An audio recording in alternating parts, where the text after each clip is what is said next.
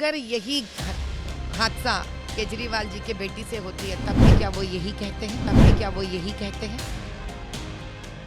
हमारे साथ है माधवी लता जी। माधवी जी, आज आप मुंबई आई हैं, किस तरीके से देख रही हैं? 5वें चरण के चुनाव, मतदान कल होने हैं। बड़े मस्त में है, महाराष्ट्र मजे में है, भाजपा को जिताने के जोश में है।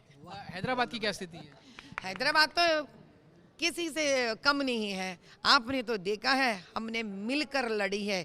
वो मिलकर लड़ने में ही भाजपा का शक्ति है। स्वाति मालीवाल जी ने एक शिकायत की है, उनको कहा जा रहा है कि वो बीजेपी की तरफ से काम कर रही हैं। अगर यही हादसा केजरीवाल जी के बेटी से होती है तब भी क्या वो यही कहते हैं? बिल्कुल, तो बीजेपी जो है वो एक तरफा जीत रही है और जीत की तरफ अग्रसर होने का विश्वास जो है वो माधवी लता जी ने व्यक्त किया है। कैमरामैन सिद्धेश के साथ दीपेश त्रिपाठी, आज तक, मुंबई।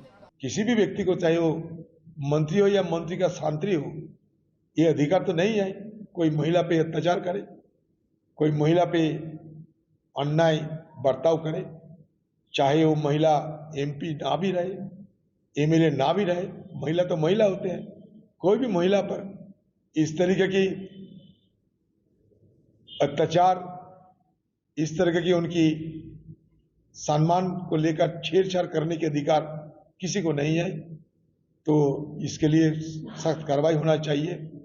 जो दोषी, वो दोषी को हिरासत में लेना चाहिए, पूछताछ होना चाहिए और सख्त कार्रवाई होना चाहिए।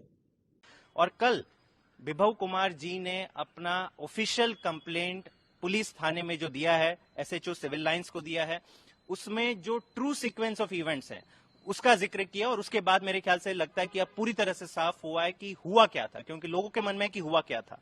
तो विभव कुमार जी की कंप्लेंट, ये आधिकारिक कंप्लेंट इन्होंने जो पुलिस को सौंपी, वो कह रहे हैं कि 13 मई की सुबह करीबन 8:40 को स्वाति मालीवाल जी आई थी, बिना कोई अपॉइंटमेंट लिए, बिना सीएम का टाइम मांगे आई थी। और जब सिक्योरिटी ने बाहर रोका उन्हें, सीएम के घर के बाहर, तो जबरन उन पर दबाव डालकर उनको डरा धमका कर अंदर तक घुस गई।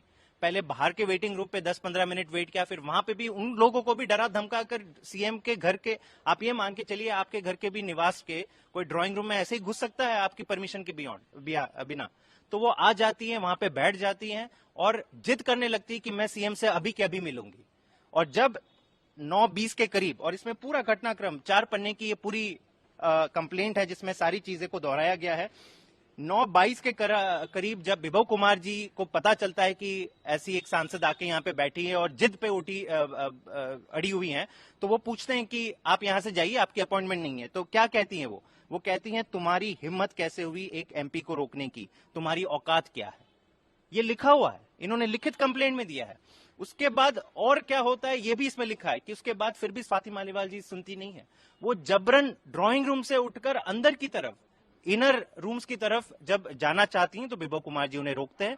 वहां पे उनको स्वाति मालीवाल जी धक्का देती है और फिर कहती है, मैं तुझे देख लूंगी, मैं तुझे ऐसे झूठे केस में फंसाऊंगी कि तुझे जिंदगी भर जेल में सड़ा दूंगी। ऐसी धमकी भरी बातों का उल्लेख इन्होंने अपनी कंप्लेंट में किया है। और यही रवैया उनका पुलिस, ये केवल विभव जी के साथ बदतमीजी नहीं हुई थी, वहां के दिल्ली पुलिस के ऑफिसर, जो वीडियो क्लिप में दिख रहा है, कि कह रही है कि आप मेरे से बात मत करो, मैं तुम्हारी नौकरी खा जाऊंगी। कोई सदमे में अगर किसी के साथ इतना बुरा व्यवहार हुआ है तो क्या वो ऐसे शब्द बात का इस्तेमाल करेगी? तो कहीं ना कहीं ये साफ है कि कहीं ना कहीं दबाव में, भाजपा के दबाव में स्वाति मालीवाल जी ने ये बहुत ही घटिया हरकत करी है। और अभी हमें उम्मीद है कि ये सारे तथ्य जो कि बाहर आ गए और विभव कुमार जी की भी complaint officially SHO civil lines को ईमेल के द्वारा जो पहुंचा दी गई है, तो अब इस पूरी मैटर का एक निष्पक्ष जांच होगा और सत्य बाहर आएगा।